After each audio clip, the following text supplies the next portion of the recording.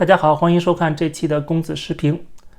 在全球范围风靡的泰德论坛最近在广州举办年会，结果被中国警方强制取缔。在中国的反间谍法刚刚生效的时候，取缔一个境外 NGO 组织在中国的年会，很多人把这两个连在一起，认为都是反间谍法惹的祸。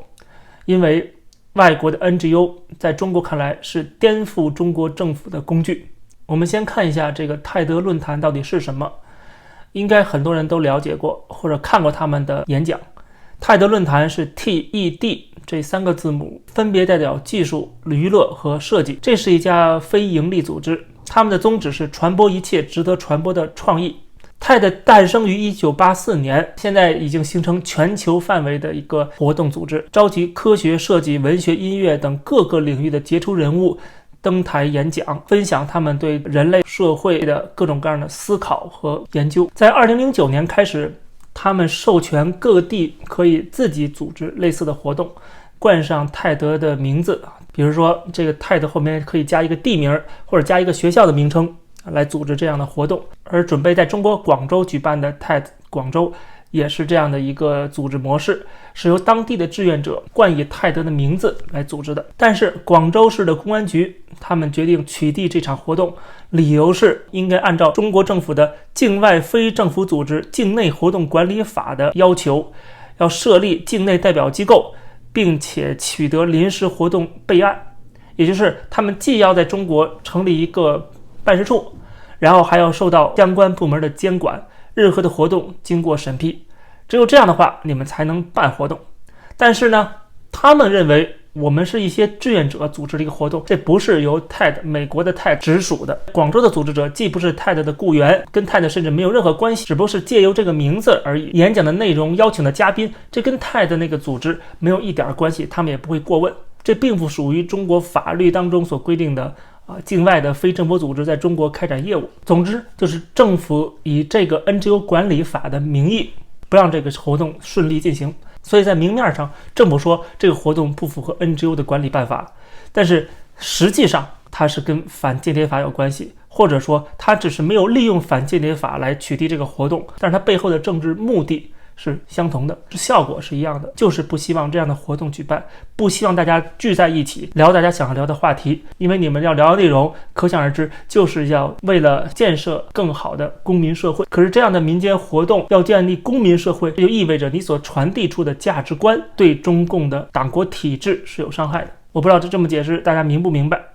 就是中共不希望民间的知识分子聚集在一起去讨论任何的话题，因为这个话题一旦讨论了，有可能批评政府的施政，批评体制的不完善，批评法治的不公正，这都会伤害到中共政权的执政合法性。讨论在中国建立公民社会这个事儿已经讨论了好几十年了，对吧？在改革开放时期一直在讨论如何建立公民社会。公民社会最根本的一个标志就是每个人都是一个公民，那公民就有公民的责任、义务和权利。而中共要维持一个集权统治，就不可能让你们每个人都有独立思考能力，都能够参与公共事务。这样的话，他怎么忽悠人民去支持共产党的统治呢？他现在需要的是每个人老老实实，不能够乱说乱动，不能够胡思乱想。你们是韭菜，你们是炮灰，你们只能无脑支持政府，无脑支持中共对你们的统治。要什么权利？要什么自由？你们能活着就是党国对你最大的恩赐了，这才是中共想要的。所以他们是极力反对公民社会。所以这个事情我10年前就看清楚了，以至于当时还跟一些自由派知识分子有一些意见上的冲突。但是过了10几年，他们现在也逐渐的开窍了，要不然把嘴闭上了，要不然出国移民了，运走了。为什么？因为他们也知道在中国，在党国体制下建立公民社会，这是不可能的事情，它从本质上就是有冲突的。所以我们看到了习近平上台之后的这些年，民间社会的活力、民间组织的自由度都在一点一点的消失。TED在广州的大会被取缔，这也是毫无悬念的事情。那你把民间社会的活力给熄灭掉了，那经济能好得了吗？我们看到中国海关总署最新的官方数据，以美元计，中国在7月份的出口下降了 14.5%， 进口也下降了 12.4%。这是中国的出口和进口连续第3个月下滑，并且下滑的幅度还在扩大。很多人不明白为什么中国经济越来越差，泰的广州大会被取缔，你觉得这两个之间没有关系吗？一个民间的社会活动被取缔和中国经济的数据越来越难看，这两者到底有多少逻辑关系？我们是可以解读出来的。表面上看好像没有关系啊，但实际上中共对民间社会的打压不只是这一个，它反映出的是它的执政逻辑，而这个逻辑导致了它的各种各样的政策做法，包括立法，最近的反间谍法呀，还有这个 NGO 的法律，都是在扼杀民间社会的自由和创意。而中国经济成长、改革开放的基础是什么？不是这些国企，而是民企；不是政府指令的经济，而是自由的市场经济。但是大家连思考的自由跟权利都被剥夺的情况下，他怎么去创业，怎么去创造财富？再加上中国经济的主导思想是做大做强国企，那请问中国的经济能好得了吗？而你打压民间社会，限制舆论自由，它产生出的另外一个效果就是价值观、意识形态的输出，而这种输出让西方社会觉得跟你做生意越来越不靠谱。虽然我还能赚点钱，对吧？但是长远来讲，你是个敌人，你是不按常理出牌的，而且你也是不知悔改的，甚至还要挑战这个国际秩序和国际规则，只能下订单下的越来越少了。如果有人能替代的话，我肯定下给别的人，然后慢慢的跟你脱钩，所以一切也就说通了。现在还有人对中国经济越来越差感到疑惑不解吗？不需要了吧，原因都已经找到了，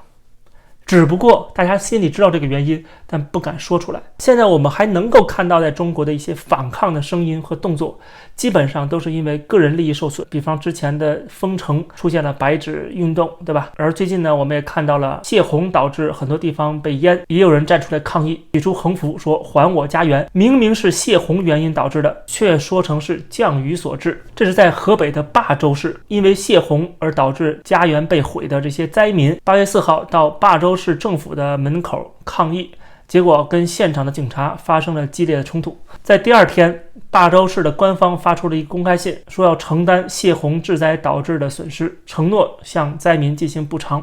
看了吗？见到的是国家派的人民警察啊！打咱们！看了吗？看看他们这人打的，看见了吗？就是打的咱们，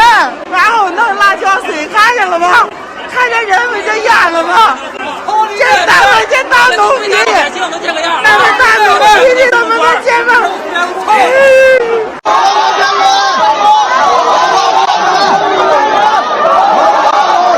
霸州跟涿州都属于河北省的叫蓄滞洪区，就是储水的地方，怕北京被淹，怕雄安新区被淹或者大兴机场被淹，所以这些地方就充当了所谓北京的护城河。结果实在不行的时候，他们自己要泄洪，